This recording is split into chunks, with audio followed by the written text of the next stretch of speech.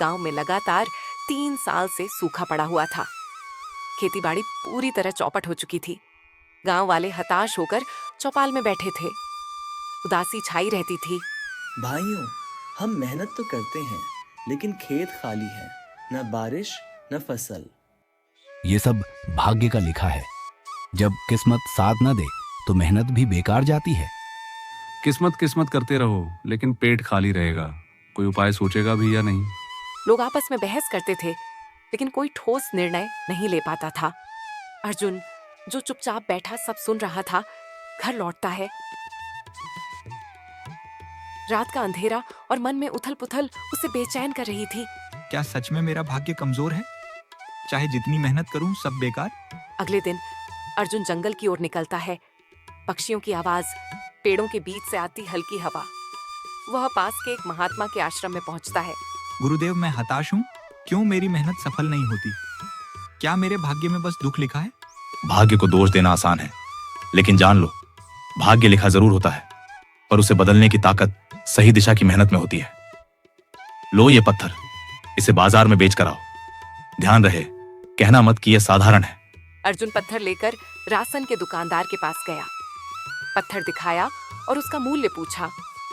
दुकानदार को वह पत्थर कुछ खास नहीं लगा और उसने उसका मूल्य 10 रुपये बताया। अर्जुन चुपचाप पत्थर को लेकर और आगे बढ़ गया। फिर वह सोने चांदी के व्यापारी के पास पहुंचा। व्यापारी ने पत्थर देखा तो उसकी आंखें चमक उठी। वह उस पत्थर के बदले 10,000 रुपये देने को तैयार हो गया। अर्जुन हैरान रह गया। वही पत्थर, किसी के लिए सिर्फ 10 रुपये और किसी के लिए 10,000 रुपये। वह सीधा महात्मा के पास लौटा और सब कुछ बताया। कीमत पहचानने वाले पर निर्भर करती है। इंसान भी जब सही जगह सही दिशा में मेहनत करता है तो उसकी असली कीमत सामने आती है। अब इस ज्ञान का उपयोग करो, सिर्फ खुद के लिए नहीं, अपने गांव का भाग्य बदलने के लिए। अर्जुन गांव लौटता है। फिर से चौपाल भरी हुई है। लोग वही पुरानी बातें कर रहे हैं। गांव वालों, भाग्य को दोष देना बंद करो। मैंने सीखा है कि सही मेहनत से भाग्य बदला जा सकता है। हमें नई तकनीक अपनानी होगी, मिट्टी की जांच, नहरें और बेहतर बीज। भीड़ में कानाफूसी शुरू होती है। कुछ लोग हंसने लगते हैं।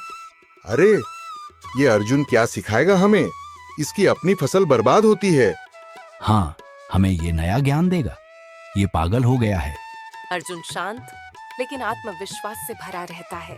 हंसो जितना हंसना है, लेकिन मैं कह रहा हूँ, अगर सब मिलकर काम करें तो चमत्कार होगा। मैं खुद फावड़ा उठाऊंगा, देखो मेरा साथ कौन देता है। अर्जुन खुद फावड़ा उठाता है। धूप में पसीने से भीगा अकेले नहर खोदना शुरू करता है। धीरे धीरे कुछ लोग प्रभावित होकर जुड़ जाते हैं। अर्जुन सही कह रहा है, चलो हम भी मदद करें। कुछ महीनों बाद खेतों में हरी भरी फसल लहराती है। वाह, कितनी अच्छी फसल लहलहा रही है। ये तो चमत्कार है। खेत में चारों तरफ हरियाली ही हरियाली है। अर्जुन, हम गलत थे। तूने हमारा भाग्य बदल दिया। भाग्य लिखा जरूर होता है, लेकिन सही मेहनत और एकता से उसे बदला जा सकता है।